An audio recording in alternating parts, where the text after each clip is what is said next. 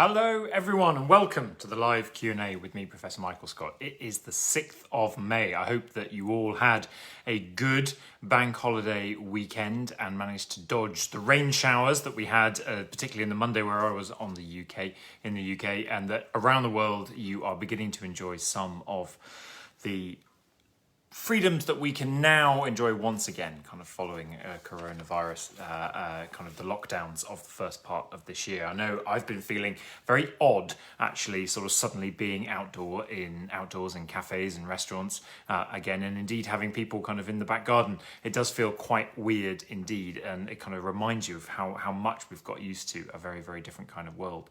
Thank you, as ever, for your fantastic questions. So we will get stuck in.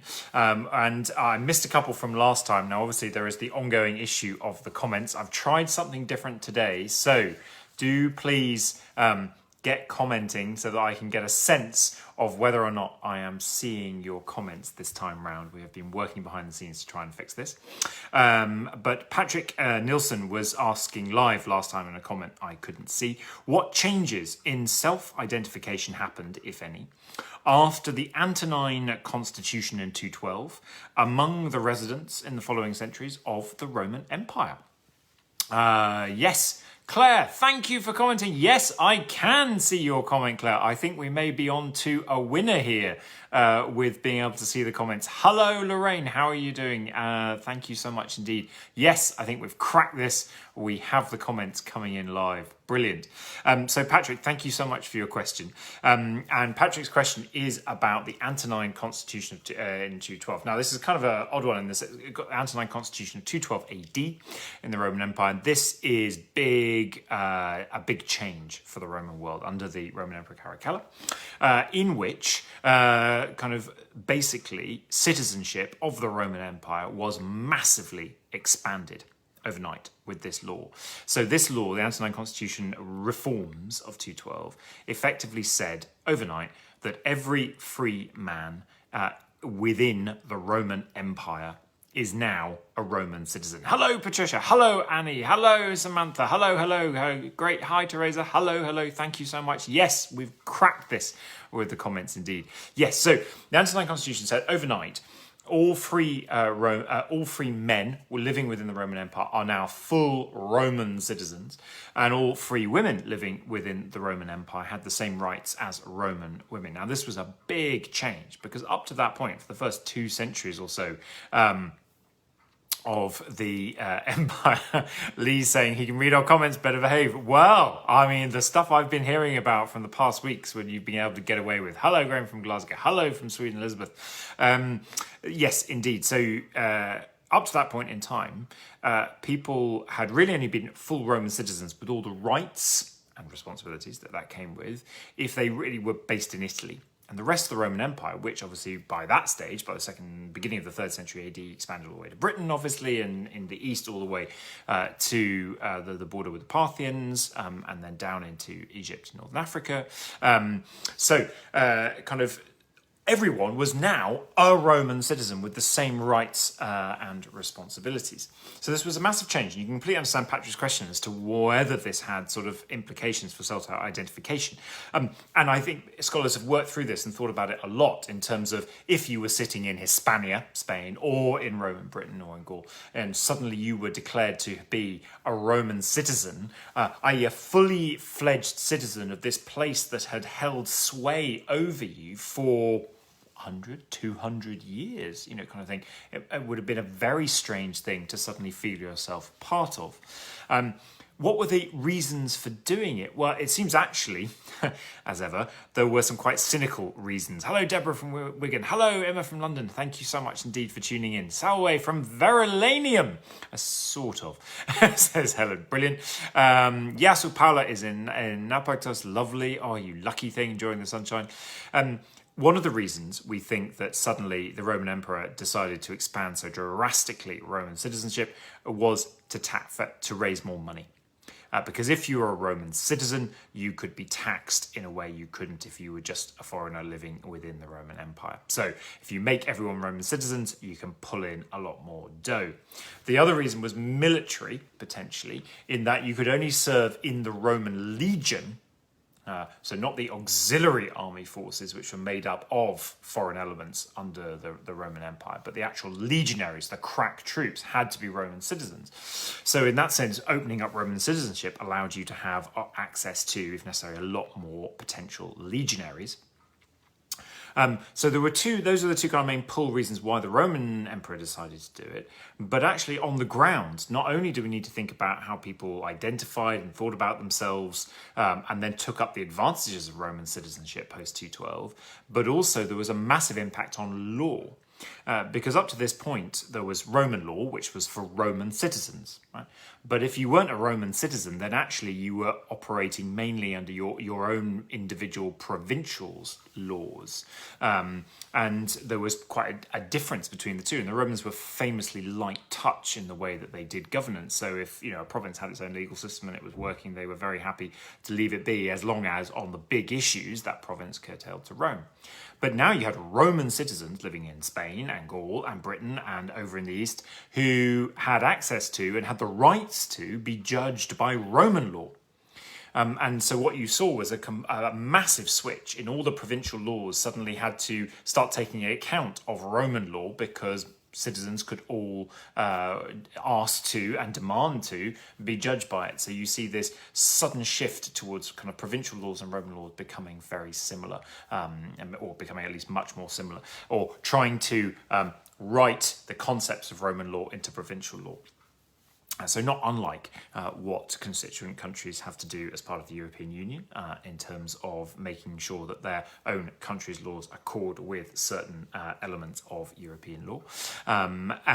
So massive changes around the 212 Constitution. Patrick, thank you for that question. Really, really interesting. One of the real key turning points in Roman civic, social, legal history. So we had another question come in this week from Tracy Arabeotti, asking about the CA prize, the Classical Association prize that I was fortunate enough to be awarded in the last couple of weeks. Tracy's question was there an actual award or certificate? No, there wasn't. I don't know if there is in normal times, but obviously we were in a digital COVID era with a sort of digital handover. So instead I got sent a very nice bottle of champagne that had actually had onto the glass carved CA Classical Association Prize 2021 on my name. So I can not only get to enjoy that bottle, but then keep the bottle as the memory and proof of my award going forward. And if anyone asks to see proof that I won the CA prize, I will just have to brandish my empty champagne bottle at them and take it around with me to any kind of interview or anything like that. So Tracy, thank you very much for your interest and for the question. Alexis, you've been asking also about things that have been happening in the past. What type of cake did you have for your birthday? Alexis Brown is asking, the group is apparently waiting to find out. Why did I not tell you this?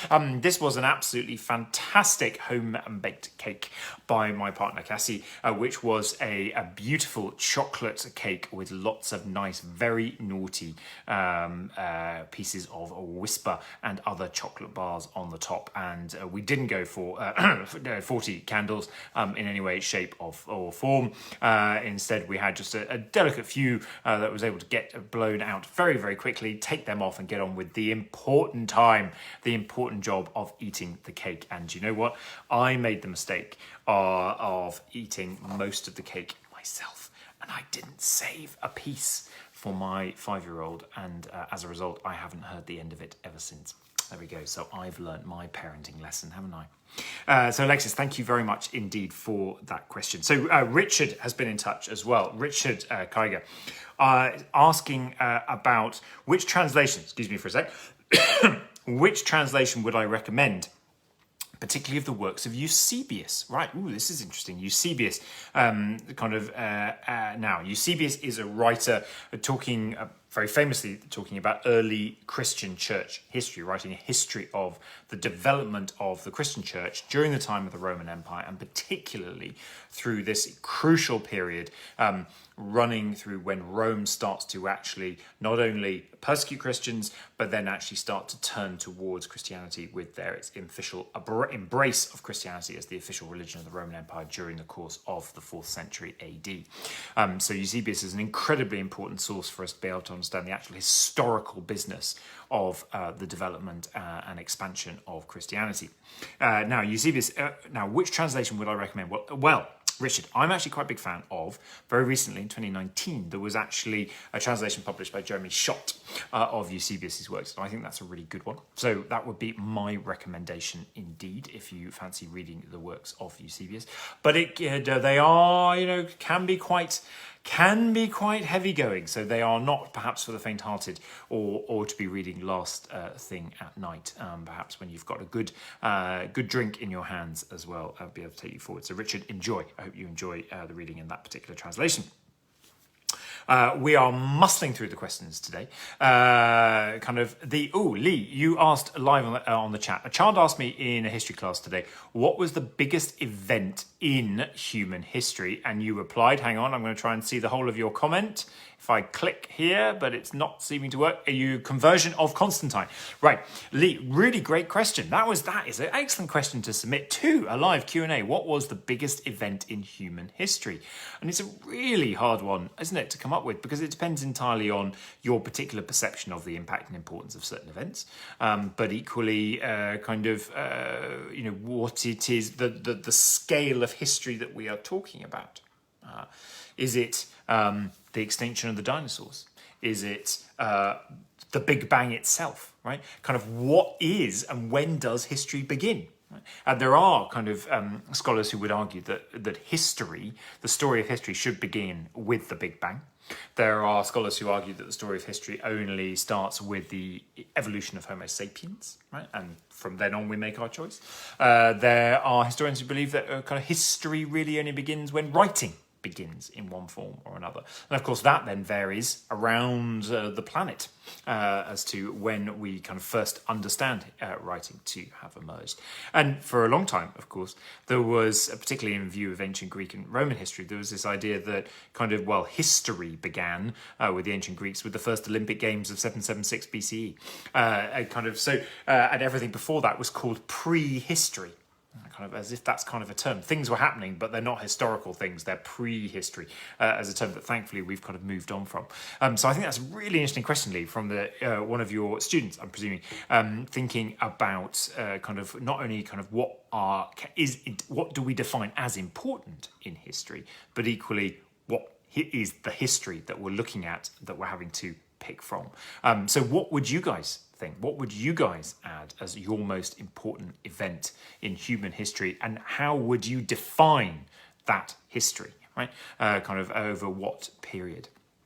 I think the conversion of Constantine, and then very particularly the end of the 4th century AD, the adoption, the official adoption by Theodosius of Christianity as the official religion of the Roman Empire. Those are the key moments. Patrick, invention of the alphabet, the most important, absolutely, in different parts of the world, happening at different times. Was it when the first moments of evolution of man, when man learnt to control and use fire, for instance, as another way, or tool making, the invention of the wheel, right? The invention of the airplanes, I suspect some might argue. The invention of cake, says Alexis. Brilliant. Yes, thoroughly agreed. Absolutely spot on. So lots of different ways in which we can answer that question, and actually how we answer that question tells us, as ever, about history, not only a lot about our particular thoughts, interests, and perspectives on the world, but equally how we are thinking, conceptualizing of that world.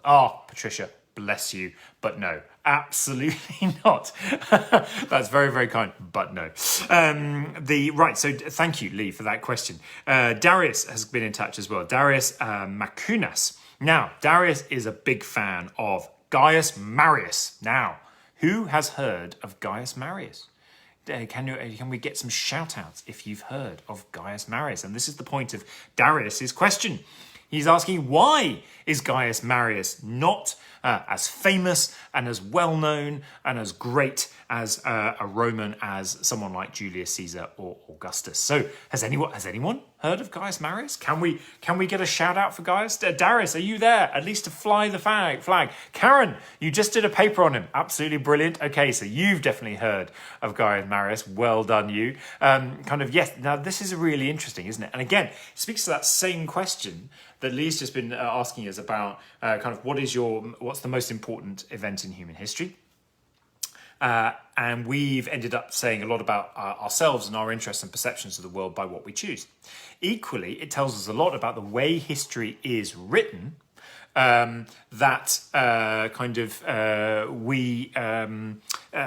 some of us, Gaius Marius does not get as a big a name check as Julius Caesar. So we have to start thinking about, why has history written certain people as famous and brought them to the fore, brought them to the froth at the top of history that we all kind of have a sense on, familiar with, and we tell their stories, or they're told to us in lots of different formats, and others don't, when in fact actually they've achieved in some ways very similar amazing things. Now, as Karen will be able to tell us, who's written the paper on Gaius Marius. Now, here's a guy who is in the time of the Roman Republic, so mid 2nd century BCE through to early 1st century BCE are his dates, of 150s through to kind of the 80s BCE. And he famously was actually consul of Rome 7 times, right? So he had the leading kind of authoritative position in the Roman Republic 7 times during his life, which was utterly unprecedented up to that point. So an extraordinary figure, driven, so the sources talk us, by a huge amount of ambition and drive, to end up leading Rome and being a leading figure and a leading authoritative voice in the direction of Rome over a very important period of time. So 150s into the 140s, that's when Rome kind of really comes to the fore as the power of the Mediterranean. So it's destruction of Carthage, in Africa, destruction of Corinth, over in Greece. Rome really is kind of running the Mediterranean by this point, through that period into the early 1st century. And it's the kind of civil war of actually Gaius Marius against Sulla that really kind of ends up being Gaius Marius's downfall, when Rome is starting to kind of, those big figures in Roman history are starting to butt heads that will then cascade down through into the period of the Republican civil war writ large, with figures like Julius Caesar, etc., etc., etc. So Gaius Marius, not only did he was he holding the top job so many times, but also legendary for his reforms in the army. And I don't know if Karen wants to come in with any other thoughts from her paper as well about kind of things that make Gaius Marius amazing, or indeed why we don't think about him as much as we do someone like Julius Caesar. I think that's partly to a certain extent because when he dies, he ends up being pretty universally hated for having been on the wrong side of the sort of civil war against Sulla, then having snatched power briefly back for a 7th consul time, and then sort of dying in office. And he ends up being sort of pushed back against as this sort of example of overarching ambition. Karen, the professional army, thank you very much to Karen, indeed, absolutely. He sort of ends up a little bit being condemned by history, and that idea of, who is history written by? It's written by the winners, right? So that could give us one example of why Gaius Marius doesn't get the same kind of name checking as Caesar does. But it's also, I think, a little bit about bravado. Julius Caesar, he knew how to set up an act and tell a good story about himself that people found attractive and enticing and exciting, whatever way you actually kind of voted, as it were, in terms of whether or not you thought he was a good or a bad thing. Gaius Marius, I'm not quite sure if he had that knack down in the same way. And I think it tells us a lot about how history is written. It's not just about victors writing the history. It's also about how you choose to tell your own story, and how you package that story to make it attractive, interesting, and exciting to the world, and relevant to the world, and something that the world wants to talk about itself. Karen there coming with some brilliant comments to further our note. Now, no one will ever be able to walk away saying they don't know something about Gaius Marius. So there we go. Darius, thank you so much indeed for your question. That's absolutely brilliant. We're zooming through with our time, so I'm just going to quickly break off from the questions to flag a few of the things that we've been putting up on the Facebook page this week. From Life Science, the Gladiator arena from Turkey that's been kind of unearthed. So a Roman era arena, up to 20,000 spectators on the rolling hills near the ancient city of Mastaura. Kind of absolutely great to see that coming through. We look forward to knowing more about that in the future. British Museum, when it opens, when you can get back in, is going to be hosting a brand new exhibition on Nero. Was Nero cruel? A new exhibition. It's going to be tackling kind of, does Nero deserve the reputation that he's ended up with? A question we've been asking ourselves again, that theme of why do people end up with the reputations they do? Why does history end up characterizing some people as good, some people as bad, and some people just not even worth bothering with? And so get yourself down to the British Museum. That would be brilliant. The Greek Reporter, stunning archaeological finds reveal ties to Apollo. Now this is extraordinary. They've been digging at lignite mines, right? And they found the remains of a 1st century BC woman, but actually on her bed, and they found the remains of the bed as well. I find this absolutely mind-blowing. Kind of evidence that people were often buried in their beds in ancient time. This is the first time that archaeologists have excavated someone actually buried that way in Greece. I can't wait to hear more about this. In Egypt, a team of Polish scientists have revealed the only known example of an embalmed pregnant Egyptian mummy. Really strikes home. And in Rome, as some of you may have been reading about, Italy has unveiled the new plans for the floor of the Coliseum. So we were talking about this several weeks ago, and we were asking what kind of floors would we put in place in the Coliseum. And I was thinking potentially about some kind of glass variety, so you could still see what's underneath as well as kind of walk across the top. Well, they have unveiled the plans, which is going to be a really cool wooden slat operation that's on sliders. So you can have the thing fully wooded arena floor, as it would have been in antiquity, or you can turn each of the individual slats 90 degrees, and thus you can sort of see through to the area underneath. But then you can equally pull back the entire row of slats on runners like you would a blind to completely expose again the ancient area underneath. So this is going ahead over the next couple of years in Italy. I think it's going to look absolutely superb. Let's all get a trip into Rome before too long. And then the British Museum. So we talked about the Nero, the Man Behind the Myth exhibition, 27th of May through to October in theatre. Natalie Haynes is going to be performing Troy's Story and Pandora's Jar, Honour Amongst Thieves, for the Footprint Festival at the German Street Theatre. That looks really, really good on the 23rd and the 24th of July. Last Supper in Pompeii exhibition from the Ashmolean is going to be revisited in a great talk by Paul Roberts, the Keeper of Antiquities there, a lovely, lovely man, on the 10th of May. There at Warwick University, our new Material Musings blog run by our postgraduates is live with a blog from one of my own PhD students, Matt Evans, who's talking about the gymnasia of ancient Messini and the graffiti games that were being played. And as someone who's just been teaching his 5-year-old how to play noughts and crosses, this was an absolutely fascinating read, so do go and have a look at that. The History Hit podcast has got Greg Wolfe, another absolutely lovely person, talking about early settlements in the Mediterranean. And if you like your podcast, then Greg Jenner is back with a new multi-episode podcast on the history of sitting down, which it was great fun to participate in and contribute to, thinking particularly about what sitting down meant in the ancient Greek and Roman world. So do have a listen to that. And of course, there's also been another In Our Time on Ovid with an old PhD compatriot of mine, Dunstan Lowe, contributing, and you can hear that on BBC Radio 4. So absolutely brilliant. Thank you for all the wonderful things that you've been flagging and bringing to our attention on the Facebook page. Have we got time for some more questions? Yes, I think we do. So, Martin Chambers is asking, if I may, which Mediterranean culture would you consider to have had the greatest influence on the UK and why? Martin, excellent question. I like this. Now, the answer, I guess, the obvious answer might be Romans, the Romans, because they were here, right? They were kind of in Britain, right? They stamped their authority, their culture, their ways of building things, their ways of living their lives, their laws, their military dominance on us in ways that we can still physically see.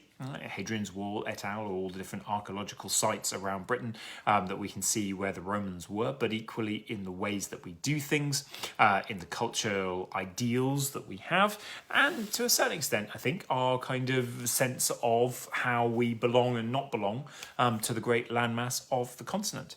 I think that would be the most obvious and complete answer. But I think another way of thinking about this question is legacy not being, or kind of influence rather, not being a question of who's directly been stomping on our soil, but kind of whom have we wanted to attach ourselves to and emulate? Who have we looked around the world across time and chosen to emulate, and as a result, in a way, been influenced by who? So in that sense, who have we chosen to be influenced by, rather than necessarily whom have we been influenced by, who actually has come and touched us physically.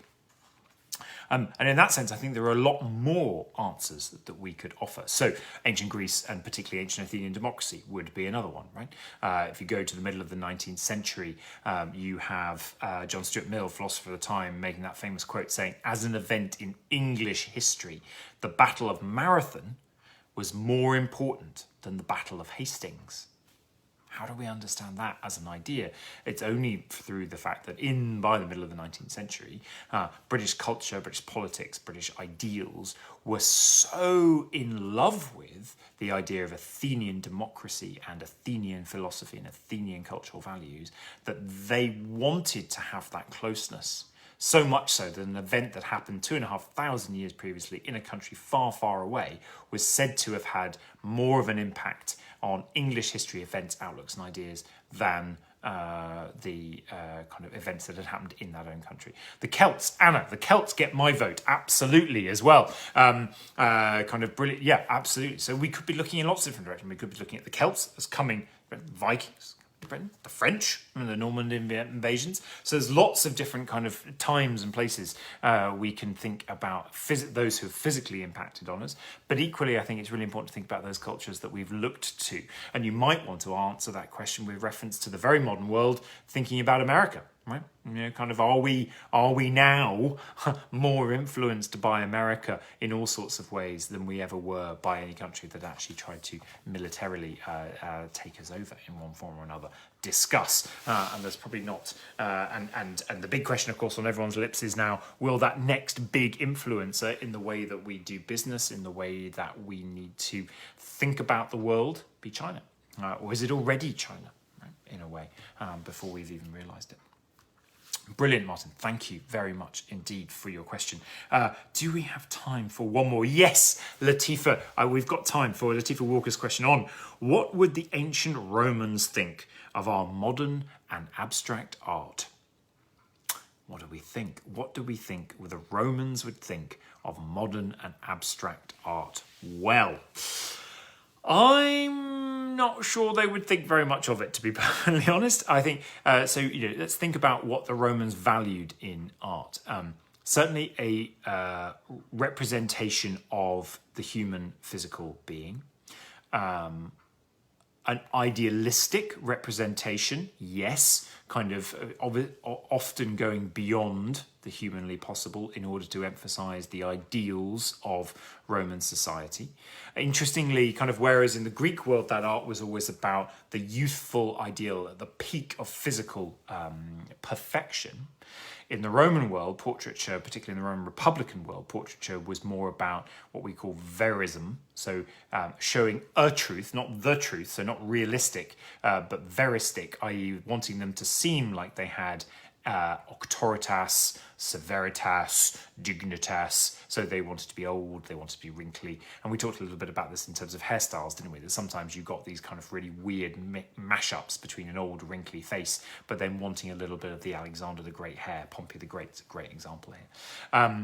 So kind of in the portraiture, kind of wanting actual idealistic verism, which spoke to the kind of ideals of Roman life. If we think about their wall painting, possibly a little bit closer to abstract art in the sense that often they were really interested in playing with perspective and creating quite wonderful and weird and complex architectural scenes on the walls, as well as sort of more nature-bound and fantasy-ish lands, kind of with gardens, particularly when garden space and outdoor space was at such a premium. Walls would often be painted with outdoor scenes to make you feel like you had an outdoor space to go to. Or mosaics. Anna's talked about mosaics. Yeah, so mythological scenes there as well. But would that ever come under the idea of abstract modern art? Kind of actually the mosaic, the skill of the mosaicist was being able to render with small, tiny tesserae actually a very visible and recognizable image of often mythological and mad and wonderful creatures, but creating scenes that were very much of figures, recognizable figures. So no, I don't think there is an example of really kind of modern and abstract art from the Roman world, and I don't think Romans would have looked at it and gone, I see what the artist is trying to do there in terms of breaking the boundaries. And a lot of that has to do with the concept or not of the artist in the ancient world as well. To what extent was there an artist with a capital A that could be the one who challenged the viewer, as opposed to very much, I'm the rich Roman villa owner wanting to commission something and you'll do something that I want. Right? Kind of in that sense. So kind of that's, I think, kind of where we will end this Q&A. Thank you so much indeed for your time and attention. It's been absolutely great to have time with you and to see your comments. We've cracked it, people. And you know what? It was something incredibly simple. It was putting the phone in portrait rather than landscape mode. Yes, we've cracked it. Facebook live Q&A doesn't like showing comments in landscape mode, but does in portrait mode. Who knew? Absolutely fab. Lovely to see you all. Next time, 20th of May, 2 weeks time, 20th of May, 5 p.m. I'll be here. Please do keep sending in your questions. Absolutely wonderful to hear from you. Be in touch with the Facebook page in the meantime. Remember, sending questions via email, michaelscottacademic@gmail.com, or direct to the Facebook page. And we loved to hear from you. And take care of yourselves in the meantime. And we'll see you all soon. Take care.